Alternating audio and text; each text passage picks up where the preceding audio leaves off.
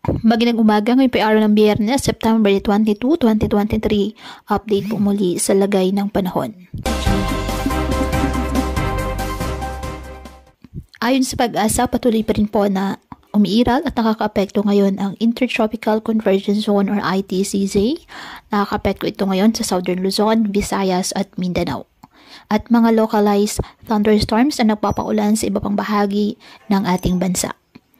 Samantala, ayon sa Pag-asa, may minomonitor pa tayong cloud cluster sa silangang bahagi ng ating bansa.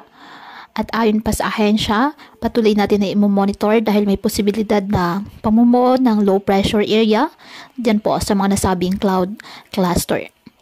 Wala pong gale warning na nakataas ngayon sa anumang baybay ng ating karagatan kung kaya malayong makapamalawat ang ating mga kababayang mangingisda at may maliliit na sasakyang pandagat. Ngayong araw, ang Palawan, Bicol Region, Visayas at Mindanao asahan na maulap na halangitan na may kalat-kalat na pag-ulan at thunderstorms dahil po sa ITCZ. At ang nalalabing bahagi ng Luzon kasama ng Metro Manila, bahagyang maulap hanggang sa maulap na halangitan with isolated rain showers or thunderstorms dahil pa rin po sa ITCZ at localized thunderstorms.